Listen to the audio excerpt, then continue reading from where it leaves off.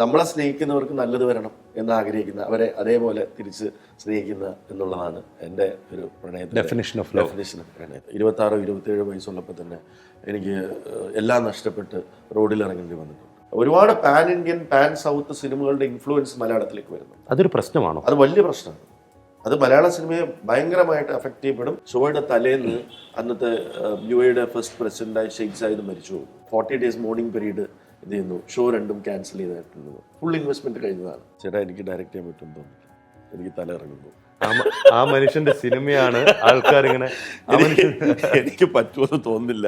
എനിക്ക് ഒരു കോൺഫിഡൻസ് കുറവ് വരുന്നു. അയ്യോ അങ്ങനെയൊന്നും പറയരുത്.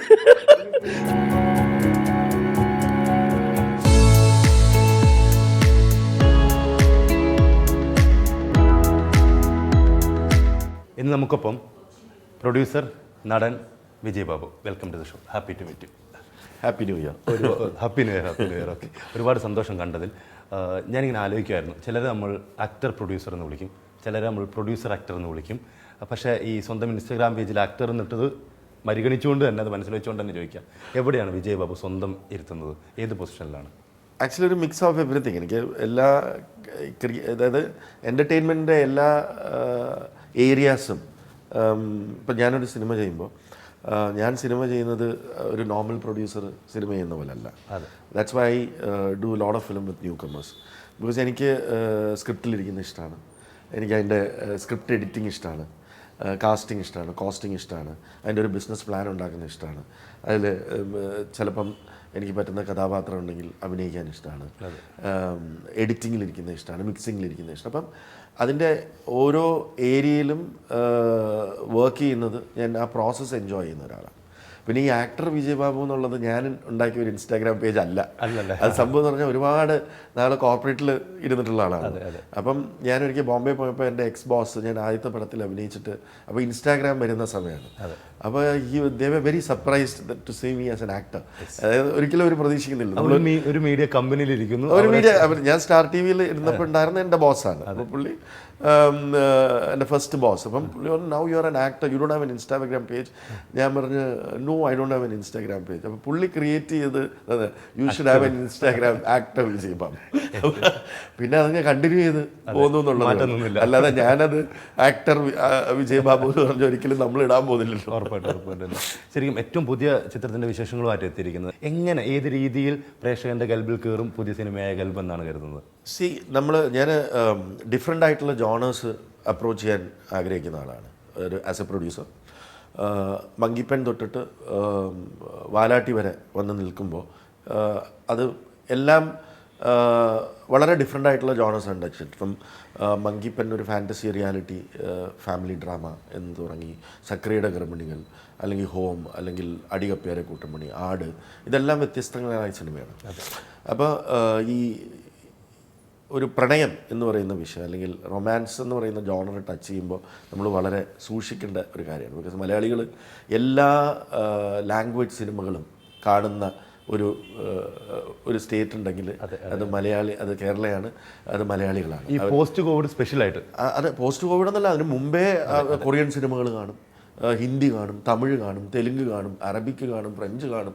എന്നിട്ട് അതിനെപ്പറ്റിയുള്ള ഡിസ്കഷൻസ്, ഏറ്റവും കൂടുതൽ സിനിമ ഗ്രൂപ്പുകളും നിരൂപണങ്ങളും ഈ ഫോറിൻ സിനിമകളെക്കുറിച്ചുള്ള ചർച്ചകളും ഒക്കെ. ഞാൻ പല ഭാഷകളിൽ ചാനലുകളിൽ വർക്ക് ചെയ്തിട്ടുള്ള ആളാണ്. അവിടെ എങ്ങും ഇല്ലാത്ത ഒരു കൂട്ടായ്മ, പലതരത്തിലുള്ള കൂട്ടായ്മകൾ, ഫോറിൻ സിനിമകളെക്കുറിച്ച് ചർച്ച ചെയ്യുന്ന കൂട്ടായ്മകൾ, അതൊക്കെ ഉള്ള ഒരു സ്റ്റേറ്റാണ് മലയാളം.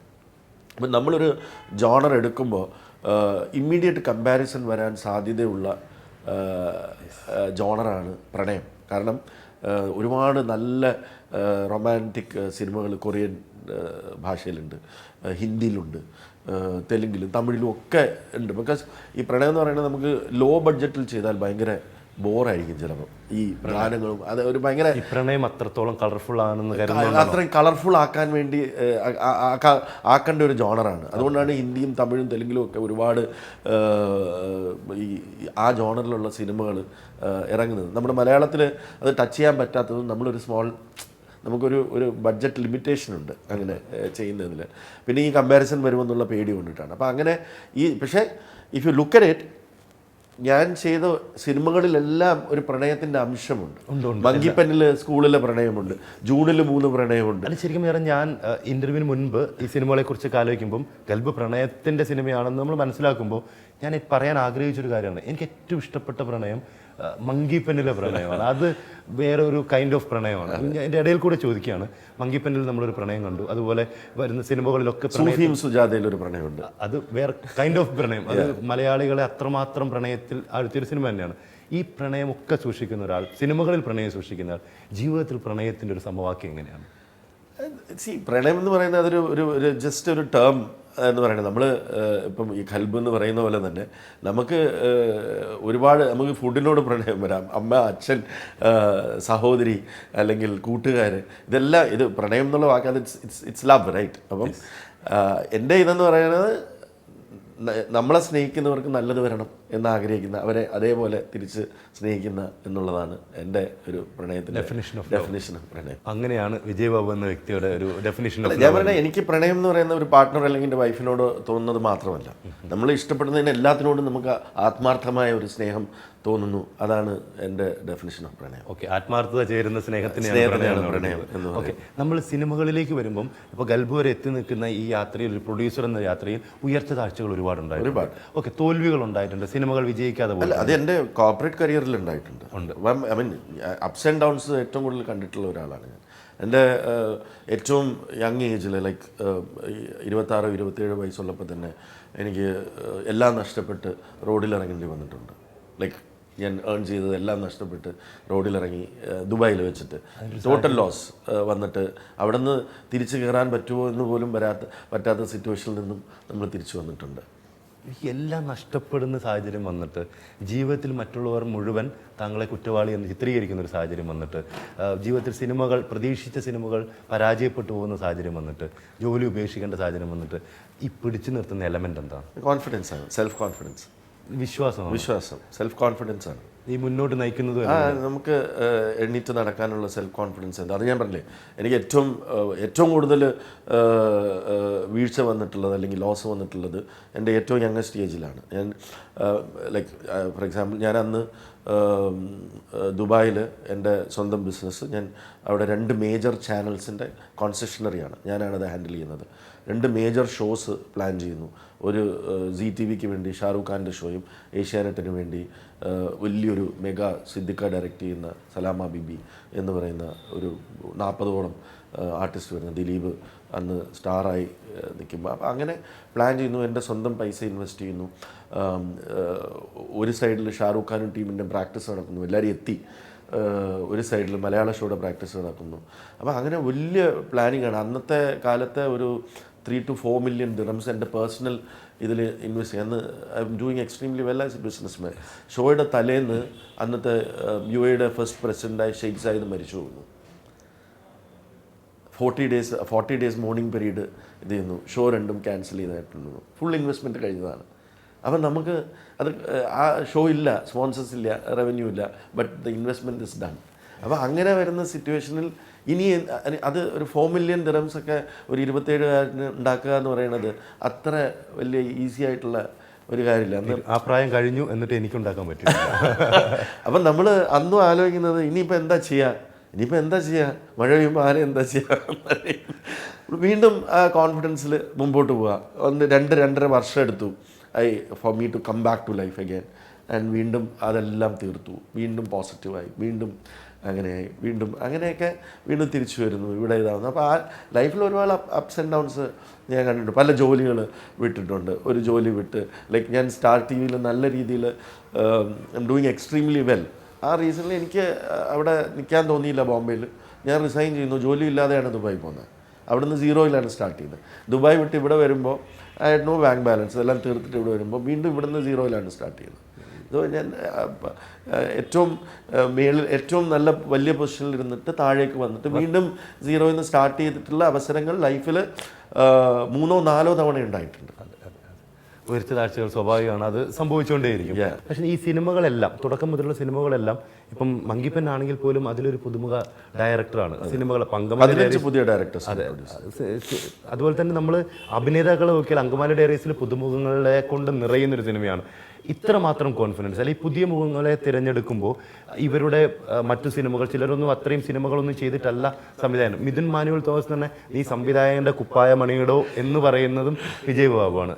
ഈ കോൺഫിഡൻസ് എവിടെ നിന്നാണ് ഇവരെ കണ്ടെത്തുന്നത് അല്ലെങ്കിൽ ഇവരെ ഞാൻ ഈ ഇൻഡസ്ട്രിയിൽ മാത്രം വർക്ക് ചെയ്തിട്ടുള്ള ഒരാളാണ്. എനിക്ക് എൻ്റർടൈൻമെൻറ്റ് ഇൻഡസ്ട്രി അല്ലാതെ വേറെ ഒന്നും അറിയില്ല. ഞാൻ ലൈക്ക് എൻ്റെ MBA എൻ്റെ മാസ്റ്റേഴ്സ് കഴിഞ്ഞിട്ട് ഞാൻ നേരെ ജോയിൻ ചെയ്യുന്നത് സ്റ്റാർ TV-യിലാണ്. അവിടെ നിന്ന് പല പല ചാനൽസ്, പല പല ഡിഫറെൻറ്റ് ലാംഗ്വേജസ്, ഞാൻ ഹിന്ദിയിൽ വർക്ക് ചെയ്തിട്ടുണ്ട്, ഞാൻ തെലുങ്കിൽ വർക്ക് ചെയ്തിട്ടുണ്ട്, ഞാൻ ഇൻ്റർനാഷണലി ദുബായിൽ മിഡിൽ ഈസ്റ്റിൽ 2 ചാനൽ ഹെഡ് ചെയ്തിട്ടുണ്ട്. അപ്പോൾ പല രീതിയിലുള്ള, പിന്നെ തിരിച്ച് മലയാളത്തിൽ വന്ന് സൂര്യ TV-യിൽ വർക്ക് ചെയ്തിട്ടുണ്ട്. അപ്പം എൻ്റർടൈൻമെൻറ്റിൽ മാത്രം വർക്ക് ചെയ്തിട്ടുള്ള ഒരാളാണ്. ഈ അനുഭവങ്ങളാണ് അപ്പോൾ ഈ അനുഭവങ്ങൾ എന്ന് പറഞ്ഞാൽ നമുക്ക് അറിയാം. ഇപ്പം ഞാൻ ഒരു കൺസ്ട്രക്ഷൻ ബിസിനസ്സിലാണെങ്കിൽ എനിക്ക് അത്രയും കോൺഫിഡൻസ് വരില്ല, മനസ്സിലായി. ഇതാവുമ്പോൾ ഒരാളെ അല്ല, ഇപ്പം നമുക്ക് പണി അറിയാവുന്നതുകൊണ്ട് ഒരു പുതിയ ആൾ വന്നാലും നമുക്ക് ചെയ്യിപ്പിച്ചെടുക്കാം, അല്ലെങ്കിൽ നമുക്കും കൂടെ ഇരുന്ന് ചെയ്യാം എന്നുള്ളൊരു കോൺഫിഡൻസ്. അതുകൊണ്ടായിരിക്കാം ഒരുപാട് പുതുമുഖങ്ങളെ ഡയറക്ടേഴ്സിനെ ഇൻട്രൊഡ്യൂസ് ചെയ്യാനുള്ള. ശരി, ഞാൻ ആദ്യം ചോദിക്കുക അവരോട്, നിങ്ങളുടെ പോസിറ്റീവ് നെഗറ്റീവ് പറയും. എല്ലാവരും ഹ്യൂമൻസ് അല്ലേ, ഇതൊക്കെ പഠിച്ചെടുക്കാവുന്ന കാര്യങ്ങളല്ലേ ഓൺ ദ ജോബ്. ഞാൻ ഒരു ഡയറക്ടറിനെ ഇൻട്രൊഡ്യൂസ് ചെയ്യുമ്പോൾ, ഞാൻ ആദ്യം സെലക്ട് ചെയ്യുമ്പോൾ, you have to openly tell your positive and negatives. എന്താണ് നിങ്ങളുടെ സ്ട്രെങ്ത്? അപ്പോൾ ചിലവർ പറയും സർ ഷോട്ട് വയ്ക്കാൻ എനിക്കറിയാം, ബാക്കി എനിക്ക് ചിലപ്പം ആക്ടേഴ്സിൻ്റെ നിന്ന് എടുക്കാനുള്ള എനിക്ക് അതിന് പറ്റുന്ന ഒരു ടീം കിട്ടിയാൽ, അല്ലെങ്കിൽ ചിലർ പറയും എനിക്ക് എൻ്റെ സ്ക്രിപ്റ്റിൽ എനിക്കറിയാം, എനിക്ക് എന്താണ് ആക്ടേഴ്സിൻ്റെ നിന്ന് വേണ്ടതെന്നറിയാം. ശരി, എനിക്ക് ഷോട്ടിൻ്റെ കാര്യത്തിൽ ചിലപ്പം അസോസിയേറ്റ്സ് ആയിട്ട് വർക്ക് ചെയ്തിട്ട് വന്നിട്ടുള്ളത്. ഇപ്പോൾ റോജിൻ മങ്കിപ്പെണ്ണിൽ വരുമ്പോൾ 21 വയസ്സേ ഉള്ളൂ. റോജിൻ വർക്ക് ചെയ്തിട്ടില്ല. അപ്പോൾ റോജിന് ചില സ്ട്രെങ്ത് ഉണ്ട്, ഒരുപാട് സ്ട്രെങ്സ് ഉണ്ട്, ചില വീക്ക്നെസ്സുകളുണ്ട്. അപ്പം നമ്മളത് ബാലൻസ് ചെയ്യാനുള്ള ടീമിനെ കൊടുക്കുകയാണ്. അത് പറയണം, അല്ലാതെ ഇല്ല എനിക്കെല്ലാം അറിയാം എന്ന് പറഞ്ഞിട്ട് ഞാൻ ഓക്കെയാണ്, ഞാൻ എല്ലാം അറിയുന്നവനാണ്, അവിടെയാണ് അത് ഒഴിവാക്ക്. ഞാനത് പറയും, നിങ്ങളുടെ പോസിറ്റീവും നെഗറ്റീവും പറയും, ഞാൻ അതിന് ബാലൻസ് ചെയ്യാനുള്ള ഒരു ടീമിനെ തരാം. അപ്പോൾ ഒരു എക്സ്പീരിയൻസ് ടീമിന് പോസിറ്റീവും നെഗറ്റീവും മൈനസ് അവരുടെ അണ്ടർസ്റ്റാൻഡ് ചെയ്തിട്ട് അവർക്ക് അങ്ങനെ ഒരു ടീമിനെ കൊടുക്കുന്നു. അപ്പോൾ അത് പിന്നെ 3-4 ദിവസം അല്ലെങ്കിൽ ഒരാഴ്ച നമ്മൾ മോണിറ്റർ ചെയ്യുന്നു, എന്തെങ്കിലും പ്രശ്നങ്ങളുണ്ടോ, എന്നിട്ട് ആ കറക്ഷനും കൂടെ വരുത്തി കഴിഞ്ഞ് പിന്നെ അത് പട്ടം പറക്കുന്നതല്ല, പിന്നെ പറന്നു പോട്ടെ എന്നുള്ളത്. ഈ വിജയ് ബാബു എന്ന പ്രൊഡ്യൂസറോട് എനിക്ക് തോന്നുന്നു, ഞാൻ മാത്രമല്ല, ഇപ്പോൾ മുൻപിലിരിക്കുന്ന ഇൻ്റർവ്യൂ ചെയ്യുന്ന എല്ലാവരും തന്നെ, അല്ലെങ്കിൽ കാണുന്നവരൊക്കെ തന്നെ ഏറ്റവും കൂടുതൽ ചോദിക്കുന്ന 2 ചോദ്യങ്ങളാണെന്നാണ് ഞാൻ വിശ്വസിക്കുന്നത്. ഒന്ന്, ഈ അടികപ്പിയാരെ കൂട്ടമണിയുടെ അടുത്ത ഭാഗം എന്നാണ് വരുന്നത്. 2, ആടിൻ്റെ പാർട്ട് 3 എന്ന. ആടൊരു പാർട്ട് 10 വന്നാലും ആൾക്കാർ ഇഷ്ടപ്പെടും. ഒരു കാര്യം കോൺഫിഡൻ്റ് ആയിട്ട് പറയാം, ഇത് രണ്ടും വരും എന്ന്. അതിൽ ആദ്യം വരാൻ കൂടുതൽ സാധ്യത അടികപ്പേരെ കൂട്ടമണിയാണ്. അത് ഓൾറെഡി ഒരു സ്റ്റോറിയിലേക്ക് ലാൻഡ് ചെയ്തിട്ടുണ്ട്. അഹമ്മദ് കബീറാണ് ഡയറക്റ്റ് ചെയ്യുന്നത്. നമ്മുടെ ജൂൺ ഡയറക്റ്റ് ചെയ്ത അഹമ്മദ് കബീറാണ് ഡയറക്റ്റ് ചെയ്യാൻ ഉദ്ദേശിക്കുന്നത്. ഒരു കഥയിലേക്ക് ലാൻഡ് ചെയ്തു. അതിനി ധ്യാനും അജുവും ഇവരെല്ലാം കൂടെ ഒന്ന് ഇരുന്നിട്ട് ഒന്ന് ഷേപ്പ് ചെയ്യണം. അവരൊക്കെ കിട്ടണം. കിട്ടി, ഒരു വട്ടം കിട്ടി. അവരുടെ കുറച്ച് സജഷൻസ് വന്നിട്ടുണ്ട്. അപ്പോൾ അതൊന്ന് റീഡു ചെയ്ത് കഴിഞ്ഞാൽ, ഇവരെ ഒത്തു കിട്ടിയാൽ നമ്മളത് ചെയ്യുന്നുള്ളതാണ്. പിന്നെ ആട് 3ലേക്ക് വരുമ്പോൾ മിഥുൻ മാനുവൽ തോമസ് ഇപ്പം ത്രില്ലർ മൂഡിലാണ്. മിഥുൻ മാനുവൽ തോമസിനെ കുറിച്ച് അത്ഭുതം തോന്നുന്നത് അങ്ങനെ, ഒരു മനുഷ്യൻ എങ്ങനെയാണ് തുടർച്ചയായി ഇത്രയും കഥകൾ ഉണ്ടാക്കുന്നതെന്ന് അത്ഭുതം തോന്നി. മിഥുൻ്റെ മനസ്സിൽ ഒരുപാട് കഥകളുണ്ട്. ഇത് തീർന്നിട്ടില്ല, ഇനിയും തീർന്നിട്ടില്ല. Mithun is excellent. Mithun started as A writer അല്ലേ. അപ്പം ഒരുപാട് കഥകൾ ഉള്ള ഒരു മനുഷ്യനാണ്. പിന്നെ പെട്ടെന്ന് എഴുതി തീർക്കുന്ന ആളാണ്. ഇപ്പം ആട് 3ലേക്ക് എത്തുമ്പോൾ ഞങ്ങൾ ഫസ്റ്റ് ഹാഫ് എഴുതി വെച്ചിട്ട് 2 വർഷത്തിന് മേലെയായി.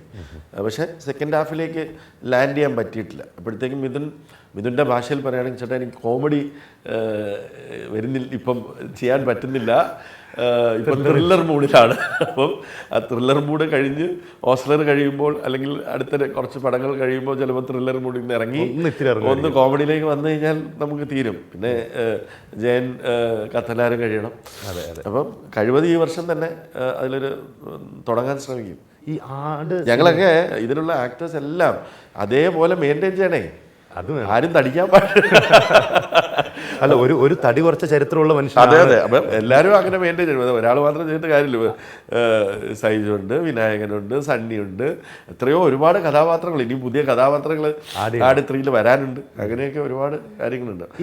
ഫസ്റ്റ് ഹാഫ് പക്ക ഹ്യൂമറാണ്. ഓക്കെ, ആട് ഇറങ്ങുമ്പോൾ തന്നെ ഇതിൻ്റെ ഒരു പ്രോസസ്സിലിരിക്കുമ്പം ഒരു പുതിയ ആളാണ് സംവിധാനം ചെയ്യുന്നതെന്ന് അറിയുമ്പോൾ തന്നെ ഇതിൻ്റെ ഒരു വിജയം ഉദ്ദേശിച്ച് തന്നെ അല്ലെങ്കിൽ വിജയമാകുമെന്ന് ഉറപ്പിച്ച് തന്നെയല്ലേ ഈ കോമഡി ഏറ്റെടുക്കുന്ന കരുതി തന്നെയല്ലേ തിയേറ്ററിലേക്ക് പോകുന്നത്? മിഥുൻ ഇത് ഒരു ഷോർട്ട് ഫിലിമായിട്ട് തുടങ്ങിയ സാധനമാണ്. അപ്പോൾ അതിന് അങ്ങനെ ഒരു കഥയുണ്ട്. അപ്പം മിഥുനൊരു ട്രൈ ചെയ്യാമെന്ന് പറഞ്ഞ് തുടങ്ങിയൊരു ഷോർട്ട് ഫിലിമാണ് അത്.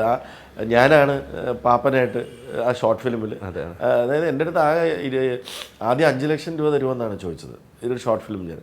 അതിനെന്താ ഒരു പോലീസുകാരനും ഒരു വടംവലി ടീമും തമ്മിലുള്ള ക്യാറ്റ് ആൻഡ് മൗസ് ഗെയിം എന്നാണ് പറഞ്ഞത്. അങ്ങനെ അത് കേട്ടപ്പോൾ എനിക്ക് ഒരു ഭയങ്കര ഇൻട്രസ്റ്റിംഗ് ആയിട്ട് തോന്നി. ഇപ്പം ഞാൻ പറഞ്ഞ് 50 ലക്ഷം രൂപ തരാം ഇത് ഫീച്ചറാക്കാമെങ്കിലും. ഒരു ചെറിയ അന്ന് ഫ്രൈഡേ എക്സ്പെരിമെൻറ്റ്സ് എന്ന് പറഞ്ഞിട്ട് നമ്മൾ സുല്ല് എന്ന് പറഞ്ഞൊരു സിനിമയൊക്കെ പ്ലാൻ ചെയ്തിരുന്നു. അങ്ങനെ കുറച്ച് കൊച്ചു സിനിമകൾ, വളരെ കൊച്ചു സിനിമകൾ, ഇൻട്രസ്റ്റിംഗ് ആയിട്ടുള്ള, എന്നിട്ട് ചാനൽ കണ്ടന്റ് എന്നുള്ള രീതിയിലാണ് പ്ലാൻ ചെയ്തത്. വലിയ ചെറിയ മീഡിയം ആർട്ടിസ്റ്റിനെയൊക്കെ വെച്ചിട്ട്.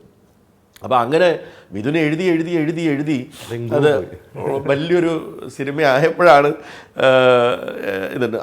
ആദ്യത്തെ ദിവസം മിഥുൻ വന്നിട്ട് ഞങ്ങൾ ഈ ആട് 1 വടംവലിയാണ് ഷൂട്ട് ചെയ്യുന്നത് വയനാട്ടിൽ. അപ്പോൾ അത്രയും ആൾക്കാരും ഇതും എല്ലാം കൂടെ കഴിഞ്ഞിട്ട് മിഥുൻ ആദ്യം വന്ന് എൻ്റെ അടുത്ത് പറഞ്ഞത്, ചേട്ടാ എനിക്ക് ഡയറക്റ്റ് ചെയ്യാൻ പറ്റുമെന്ന് തോന്നുന്നില്ല, എനിക്ക് തല ഇറങ്ങുന്നു. ആ മനുഷ്യന്റെ സിനിമയാണ് ആൾക്കാർ ഇങ്ങനെ എനിക്ക് പറ്റുമെന്ന് തോന്നുന്നില്ല, എനിക്ക് ഒരു കോൺഫിഡൻസ് കുറവ് വരുന്നു. അയ്യോ അങ്ങനെയൊന്നും പറയരുത്, എനിക്കൊന്ന് ഹോസ്പിറ്റലിൽ കൊണ്ടുപോയി. അത് കഴിഞ്ഞിട്ട് കുറേ നേരം കഴിഞ്ഞിട്ട് വന്നിരുന്നിട്ട് അന്ന് തുടങ്ങിയ യാത്രയാണ്. മലയാളത്തിലെ ടോപ്പ് മോസ്റ്റ് ഡയറക്ടറിൽ മിഥുൻ മാനുവൽ തോമസിന്റെ പേരുണ്ട്. വെയിറ്റ് ചെയ്തിരിക്കുകയാണ് മിഥുന്റെ പടത്തിന് വേണ്ടി. So happy to see that. അപ്പം മിഥുൻ അങ്ങനെ ഒരു ഡയറക്ടറായിട്ട് ഇവോൾവ് ചെയ്ത് വരുന്നത് കാണുമ്പോൾ ഭയങ്കര അല്ല, അതിപ്പം നമ്മൾ ഇൻട്രൊഡ്യൂസ് ചെയ്ത ഓരോ ഡയറക്ടേഴ്സും, അതിപ്പം വിപിൻ ദാസ് മുദ്ദുഗവ് എന്ന് പറയുന്ന സിനിമയിൽ വന്നതാണ്. അപ്പോൾ വിപിൻ ഭയങ്കര ഹാർഡ് വർക്കിംഗ് ആയിട്ടുള്ള, ഭയങ്കര ടാലൻറ്റഡ് ആയിട്ടുള്ള, അങ്ങനെയാണല്ലോ നമ്മളത് ഐഡൻറ്റിഫൈ ചെയ്യുന്നത്. പക്ഷേ മിഥുന് എത്രയോ വർഷം കഴിഞ്ഞ് 2015 മുദ്ദുഗവ് ഇറങ്ങുന്നത്. അതിന് 4 വർഷം മുമ്പേ വിപിൻ അതിൻ്റെ പ്ലാനിങ്ങിലാണ്. അപ്പം 2022 അവസാനം ബ്രേക്ക് കിട്ടുന്നത്. ജയ. അപ്പം ലോങ് ഡ്യൂ ആണ്. ബട്ട് അത് അത്രയും കഷ്ടപ്പെട്ട് വന്നിട്ടുള്ളവർ അവരുടെ സക്സസ് കാണുമ്പോൾ നമുക്ക് ഭയങ്കര സന്തോഷം വരും. അതേപോലെ റോജൻ, അതേപോലെ ഓരോരുത്തരും നമ്മൾ ഇൻട്രൊഡ്യൂസ് ചെയ്ത അഹമ്മദ് കബീർ, അങ്ങനെ അവരുടെ എല്ലാം സക്സസ് കാണുമ്പോൾ ഒരുപാട് സന്തോഷം വരും. ബിക്കോസ് അവർ ആദ്യമായിട്ട് നമ്മുടെ അടുത്ത് വന്നതും നമ്മളവരെ ഐഡൻറ്റിഫൈ ചെയ്യുന്നതും അവർക്കൊരു ഓപ്പർച്യൂണിറ്റി കൊടുക്കുന്നതൊക്കെ അപ്പം നമുക്ക് ഓർമ്മ വരും. ഏറ്റവും ഇമോഷണൽ ആയിട്ടുള്ളൊരു മനുഷ്യനാണെന്ന് പറഞ്ഞു. ഈ ഇമോഷണൽ ആയിട്ടുള്ള മനുഷ്യൻ ജീവിതത്തിലെല്ലാം പ്ലാൻഡ് ആയിട്ട് ചെയ്യുമ്പോൾ തന്നെ ഇമോഷണൽ ആയിട്ടുള്ള മനുഷ്യനെ ഈ പറ്റിക്കാൻ, മറ്റുള്ളവർ പറ്റിക്കപ്പെടാനുള്ള സാധ്യതകൾ ഭയങ്കര കൂടുതലല്ലേ? ആ സാധ്യതകൾ കൂടി തുറന്നു അല്ല, നമ്മൾ പറ്റിക്കപ്പെടുന്നു എന്ന് അറിഞ്ഞുകൊണ്ട് പോകുന്ന സാഹചര്യങ്ങളാണ് കൂടുതൽ. എസ് പറയുന്നുണ്ട്, നമുക്കറിയാം അത് ചിലപ്പോൾ കുഴപ്പമാണെന്ന് പറഞ്ഞിട്ട് എസ്. അത് കൂടുതലും നമ്മൾ കുറച്ചും കൂടെ സ്റ്റഡീഡ് ആയതുകൊണ്ടും കുറച്ചൊക്കെ ലോകം കണ്ടിട്ടുള്ളത് കൊണ്ടും നമുക്കറിയാം ഇത് റോങ് ഡെസിഷനാണെന്ന് അറിഞ്ഞുകൊണ്ടെടുക്കുന്ന ഡിസിഷനുകളാണ് കൂടുതലും. അല്ലാതെ പറ്റിക്കപ്പെട്ടു എന്ന് തോന്നിയ മുഹൂർത്തങ്ങൾ വളരെ കുറവാണ്. നമുക്കറിയാം there is something wrong gone happen, എന്നാലും നമ്മളത് ചെയ്യും. അത് പല റീസൺസ് കൊണ്ടിട്ടാണ്. ഈ പ്രൊഡ്യൂസർ ആയിരിക്കുമ്പം നോകൾ ഒരുപാട് പറഞ്ഞിട്ടുണ്ട്, ആക്ടർ എന്ന നിലയിലും ചിലപ്പോൾ നോകൾ പറഞ്ഞിട്ടുണ്ട്. ഇത്രയും നോകൾ പറയുന്നൊരു മനുഷ്യൻ, കരിയറിൽ നോകൾ ഒരുപാട് പറഞ്ഞിട്ടുള്ള ഒരു മനുഷ്യൻ, ഇയാൾ ഇമോഷണൽ എന്ന ഒരു കാര്യം ഉള്ളിൽ വെച്ചുകൊണ്ട് ജീവിതത്തിൽ നോകൾ പറയാതിരിക്കുന്നതിൻ്റെ ഒരു അതെന്താ വെച്ചാൽ അത് നമുക്ക് ഒരു ലൈഫല്ലേ ഉള്ളൂ, നമുക്കൊരു ലൈഫേ ഉള്ളൂ. നമ്മുടെ ലൈഫ് കൊണ്ട് ആർക്കെങ്കിലും എന്തെങ്കിലും ഒരു നല്ല അവർ അങ്ങനെ അത് ആ ഒരു ഇമോഷൻ കൊണ്ടാണ്. ഇപ്പം അഹമ്മദ് കബീർ എൻ്റെ അടുത്ത് വന്ന് കഥ പറയാൻ വരുമ്പോൾ അഹമ്മദ് പറഞ്ഞു, അതായത് എനിക്ക് അഹമ്മദിൻ്റെ മുഖം കാണുമ്പോൾ തന്നെ അറിയാം. എൻ്റെ അടുത്ത് പറഞ്ഞു, ഞാൻ ചോദിച്ചാൽ എത്ര പേരോട് കഥ പറഞ്ഞിട്ടുണ്ടെന്ന് പറഞ്ഞു. സർ കഴിഞ്ഞ 2-3 വർഷമായിട്ട് 16 പ്രൊഡ്യൂസേഴ്സിനോട് കഥ പറഞ്ഞിട്ടുണ്ട്. അതിൽ 5 പേര് എന്നെ വെയിറ്റ് ചെയ്യിച്ചിട്ടുണ്ട്. ഇത് എനിക്ക് അപ്പം അവരുടെ കണ്ണിൽ ഹോപ്പാണ്. ഇപ്പോൾ സാജിദ് എൻ്റെ അടുത്ത് വരുമ്പം ഹോപ്പാണ്, എന്തെങ്കിലും ഒരു കാര്യം നടക്കും, എന്നോട് പറഞ്ഞാൽ അത് നടക്കും. ആ ഹോപ്പ് നമ്മൾ കാണുമ്പോൾ നമ്മൾ അത് യെസ് പറഞ്ഞു പോകുന്നതാണ്. When they see as hope, അത് നമ്മൾ ടച്ച് ചെയ്യുന്നു. ഫൈൻ. അത് നമ്മൾ അതിനുള്ള സൊല്യൂഷൻ പിന്നെ കണ്ടുപിടിക്കാം എന്നുള്ളതാണ്. ഓക്കെ, കെൽബിലേക്ക് വരുമ്പോഴും ഈ സിനിമ തുടക്കത്തിൽ ഇതേ ക്രൂവിൽ തുടങ്ങിയ ഒരു സിനിമയല്ല, പല രീതിയിലുള്ള മാറ്റങ്ങൾ വന്നിട്ടുണ്ട്. നമ്മളെല്ലാവരും ഒരു ഷൈനിനെ വെച്ച് കണ്ട ഒരു സിനിമ തന്നെയാണ്, പക്ഷെ പിന്നീട് അത് മാറ്റങ്ങളുണ്ടായി.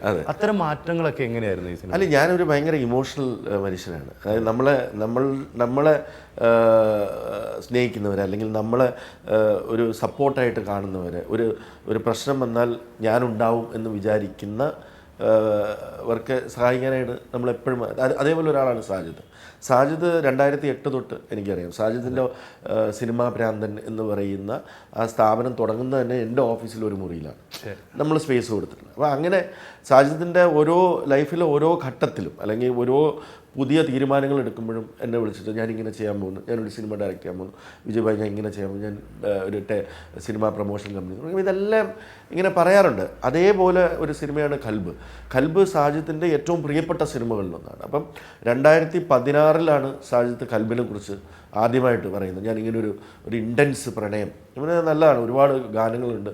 ഞാൻ ആദ്യമായിട്ട് ആലപ്പുഴയെക്കുറിച്ച്, അതൊരു സാജിദ് ജനിച്ച് വളർന്ന സ്ഥലമാണ് ആലപ്പുഴ. അപ്പം ഞാൻ പറഞ്ഞു നല്ലതാണ്. ഇപ്പോൾ ലിജോയുടെ ബെസ്റ്റ് ഫിലിം വരുന്നത് അങ്കമാലിയുടെ റീസിനിൽ നിന്നാണ്. അതായത് ലിജോ ജനിച്ച് വളർന്ന ചാലക്കുടി അങ്കമാലി ഭാഗത്ത് ഉള്ള സിനിമയാകുമ്പോൾ അത് ന്യൂ കമേഴ്സിനെ വെച്ച് ചെയ്യാം. കാരണം അതെപ്പോഴും ലിജോയുടെ ബെസ്റ്റ് ഫിലിമായിരിക്കും.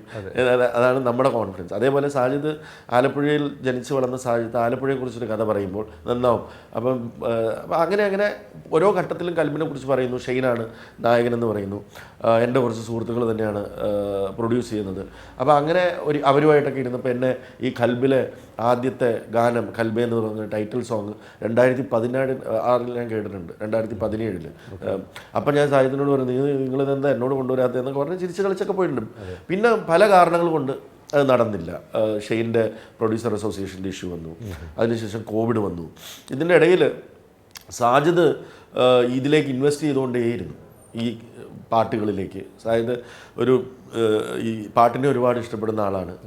സാജിദ് ലിറിക്സ് എഴുതും, പാടും, ഒരു മൾട്ടി ടാലൻറ്റഡ് പേഴ്സണാണ്. അപ്പം ഇതിങ്ങനെ ഇൻവെസ്റ്റ് ചെയ്ത് സാജിദിനെ പോലെ ഒരാൾക്ക് അതിനൊരു ലിമിറ്റേഷനുണ്ട്. ആ ലിമിറ്റേഷൻ കഴിഞ്ഞ് ഈ കോവിഡ് കഴിഞ്ഞപ്പോഴത്തേക്ക് ഈ ഒബ്വിയസ്ലി 3-4 വർഷം ആകുമ്പോൾ ഇത് അഡാപ്റ്റ് ചെയ്യണം, ഇത് ഇമ്പ്രവൈസ് ചെയ്യണം. കാലം മാറുന്നു, അതനുസരിച്ച് ഇത് ഇമ്പ്രവൈസ് ചെയ്തുകൊണ്ടേയിരുന്നു. ഇമ്പ്രവൈസ് ചെയ്ത് പല സജഷൻസ് വന്നു. പല കാരണങ്ങൾ കൊണ്ട് പിന്നെ ആ പ്രോജക്റ്റ് നടക്കാതെയാവുന്നു, പല അഭിപ്രായങ്ങൾ വരുന്നു.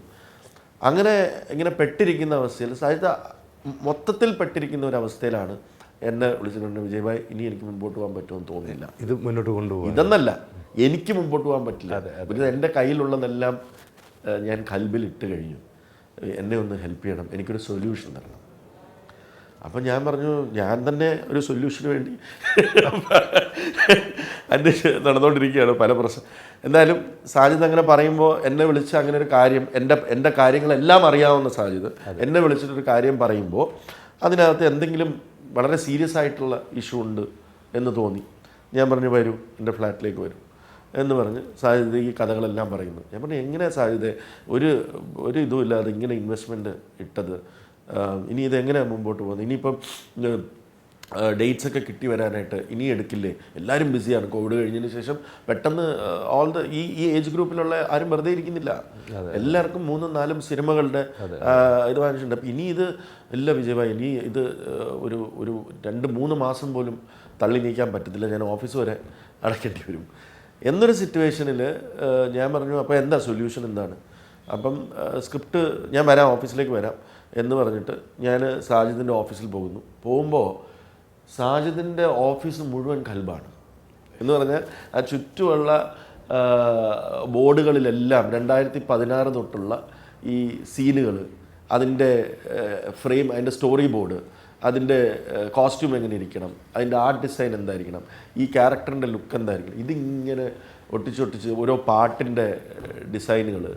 അപ്പം ഞാനിങ്ങനെ നോക്കിയിട്ട് അത്രയും വർക്ക്, ഒരു 5 വർഷത്തെ വർക്ക്, എനിക്ക് ഒരു 10,000-4,000 പോസ്റ്റിട്ടുണ്ടാവും അവിടെ പല പേപ്പറുകളായിട്ട്. അപ്പം ഞാനിത് കണ്ടപ്പോൾ എനിക്ക് ഭയങ്കര വിഷമമായി. ഞാൻ പറഞ്ഞു, ശരി, നമുക്കിപ്പോൾ എന്താ സൊല്യൂഷൻ? ന്യൂ കമേഴ്സിനെ വെച്ച് ചെയ്യാൻ തയ്യാറാണോ, ധൈര്യമുണ്ടോ എന്ന് ചോദിച്ചു.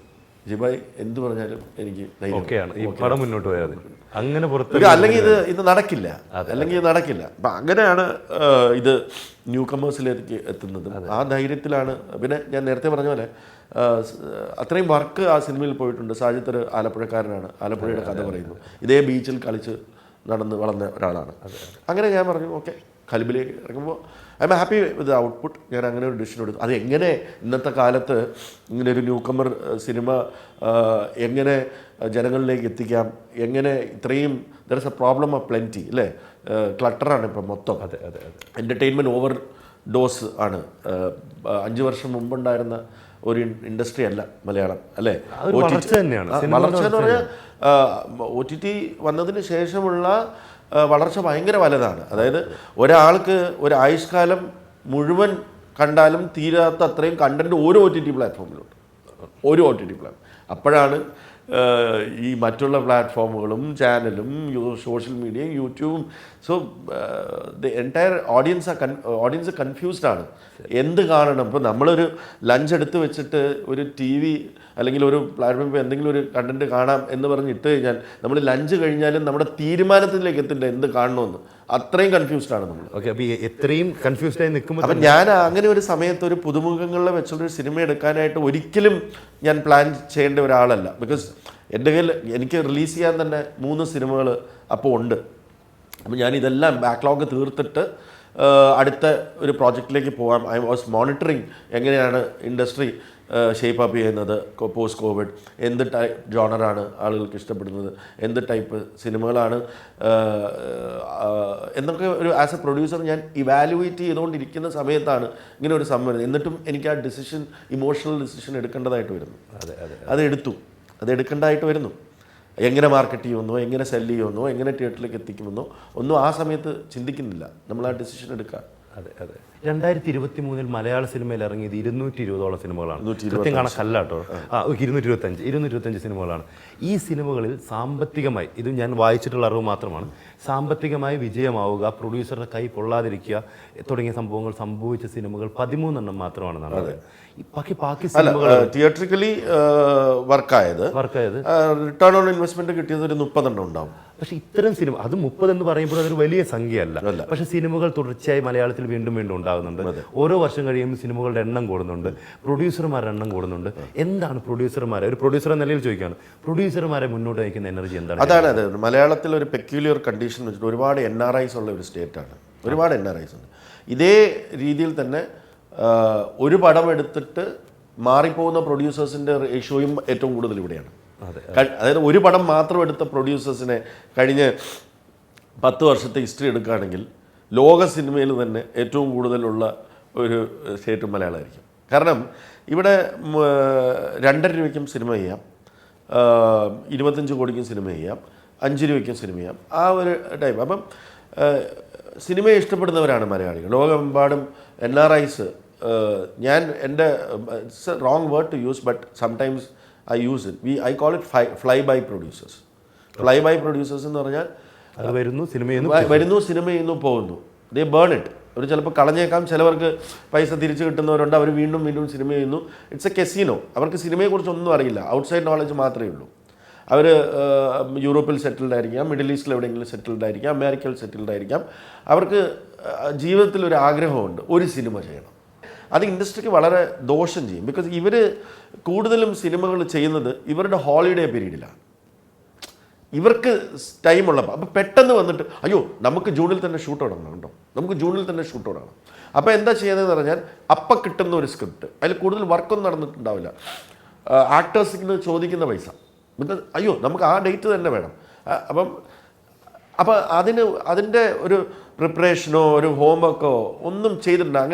അങ്ങനെ ഒരുപാട് മോശം സിനിമകൾ ഉണ്ടാകുന്നുണ്ട്. അടുത്ത 2-3 വർഷങ്ങളിൽ ഇത് മാറും. നമ്പർ ഓഫ് സിനിമാസ് വളരെ കുറയും. മികച്ച സിനിമകൾ ഇറങ്ങും, മാത്രം ഇറങ്ങും. കുറേ സിനിമകൾ പറയും. ഇപ്പം look at this, 1956 Malayala cinema ഉണ്ടായതിന് ശേഷം ആദ്യത്തെ വർഷമാണ് ക്രിസ്മസിന് ഒരു പടം റിലീസ് ചെയ്തത്.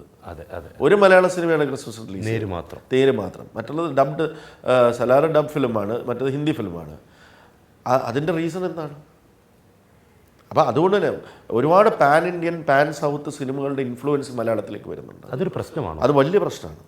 അത് മലയാള സിനിമയെ ഭയങ്കരമായിട്ട് അഫക്റ്റ് ചെയ്യപ്പെടും. പക്ഷെ മലയാളി അഭിനേതാക്കളും അതല്ല ഞാൻ പറഞ്ഞത്. ഞാൻ മലയാളത്തിൻ്റെ ഒരു ഐഡൻറ്റിറ്റി എന്നും ഉണ്ടായിരുന്ന ഒരു ഐഡൻറ്റിറ്റി എന്ന് പറഞ്ഞാൽ നല്ല കഥകളുള്ള കണ്ടന്റ് ഫിലിംസ് ഉണ്ടാക്കിയിരുന്ന ഒരു സ്റ്റേറ്റാണ്. ഇതിൻ്റെ ഇടയിൽ കയറി ചോദിച്ചോട്ടെ, ഇതേ സംവിധായകരും ഇതേ അഭിനേതാക്കളും ഇതേ പ്രൊഡ്യൂസറും തന്നെയാണ് അവിടുന്ന് ഡിസ്ട്രിബ്യൂഷനായിട്ട് സിനിമകൾ ഇങ്ങോട്ട് എത്തിക്കുന്നത്. അതും ശരിയാണ്. ഞാൻ പറയുന്നതെന്ന് പറഞ്ഞാൽ അതൊരു ബിസിനസ്സാണ്, അത് അവരുടെ ബിസിനസ്സാണ്.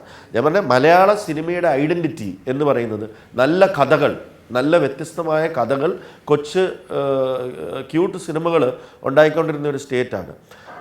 ഇവിടെ പാൻ ഇന്ത്യൻ പാൻ സൗത്ത് സിനിമകൾ, അത് OTTയുടെ ഗ്രോത്ത് കൊണ്ടുണ്ടായതാണ്. മുമ്പ് വിജയ്, അജിത്ത്, രജനി സർ, ഈ 3 അല്ലെങ്കിൽ കുറച്ച് അല്ലു അർജുൻ, ഇത്രയും സിനിമകളാണ് ഇവിടെ അതർ ലാംഗ്വേജ് ഫിലിം എന്ന് പറഞ്ഞാൽ തിയേറ്ററിക്കലി ഒരു 2 ആഴ്ചയൊക്കെ നല്ല കളക്ഷൻ വന്നുകൊണ്ടിരുന്ന ഇത്.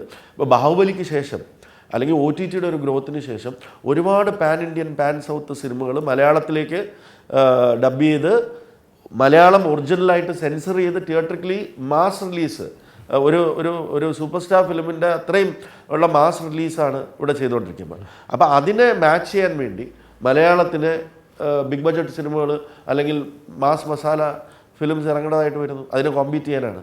അപ്പോൾ ഇവിടെ മലയാളത്തിൻ്റെ ഐഡൻറ്റിറ്റി എന്നുണ്ടായിരുന്ന കൊച്ച് കണ്ടന്റ് ഫിലിംസിൻ്റെ അത് വളരെ ബിക്കോസ് അവർക്ക് തിയേറ്റർ കിട്ടില്ല. തിയേറ്റർ കിട്ടാത്ത ഒരു അവസ്ഥ വരും. ഇപ്പം കൽബ് ഇറങ്ങാൻ പോവാണ്. കൽബ് മികച്ച സിനിമയായി മാറുമെന്ന് ഞാൻ ആശംസിക്കുകയാണ്. ഒരൊറ്റ ചോദ്യം കൂടെ ചോദിക്കാം. ഇപ്പം നമ്മുടെ മലയാള സിനിമയിൽ ഒരു നിലനിൽക്കണമെങ്കിൽ, ഒരു പ്രൊഡ്യൂസർ എന്ന നിലയിൽ നിലനിൽക്കണമെങ്കിൽ, അല്ലെങ്കിൽ ഒരു നടൻ എന്ന നിലയിൽ സംവിധായകൻ എന്ന നിലയിൽ നിലനിൽക്കണമെങ്കിൽ, വിജയ് ബാബു എന്ന വ്യക്തിയുടെ അടുത്തെത്തണമെങ്കിൽ, 2 ചോദ്യങ്ങളാണ്. വിജയ് ബാബു എന്ന വ്യക്തിയുടെ അടുത്തെത്തണമെങ്കിൽ അതിനെന്തൊക്കെയാണ്? വളരെ സിമ്പിളാണ്. ഒന്ന് ഫോൺ ചെയ്താൽ മതി. അല്ലെങ്കിൽ എൻ്റെ ഓഫീസ് ഓപ്പൺ ആണ്. എൻ്റെ ഓഫീസിൽ ഡെയിലി 20-25 പേര് കഥയായിട്ട് വരും. എല്ലാവർക്കും ഓപ്പൺ ആണ്. എക്സൈറ്റ് ചെയ്യിക്കുന്ന കഥകൾ ഞാൻ ചെയ്യും എന്നുള്ളതാണ്. ഇപ്പം ഞാൻ അതിനൊരു ടീം സെറ്റ് ചെയ്തിട്ടുണ്ട്. അവരുടെ അടുത്ത് പോയിട്ട് അതിൻ്റെ തോട്ട് പറയുക, അവർ സിനോപ്സിസ് കൊടുക്കുക. അതെനിക്ക് ഇഷ്ടപ്പെട്ടില്ല, അവരെന്നെ അറിയിക്കും. പിന്നെ ഞാൻ അവരെ തിരിച്ച് വിളിക്കും, ഡിസ്കസ് ചെയ്യും. അങ്ങനെ ഉണ്ടാകുന്ന സിനിമകളാണ് കൂടുതൽ. എളുപ്പമാണോ സംവിധായകനും ഒരു അഭിനേതാവിനും?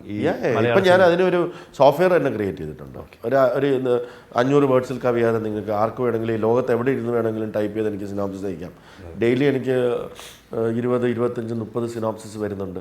അത് ടീം അയക്കുന്നുണ്ട്. അതിൽ നിന്ന് 20 സെലക്ട് ചെയ്ത് വെച്ചിട്ടുണ്ട്. ഈ കൽബന്ന് കഴിഞ്ഞിട്ട് ഞാൻ അതിലേക്ക് ഇരിക്കുന്നുണ്ട്. വളരെ സിമ്പിളാണ്, വളരെ ഈസിയാണ്. ഒറ്റ ചോദ്യം, അവസാന ചോദ്യം.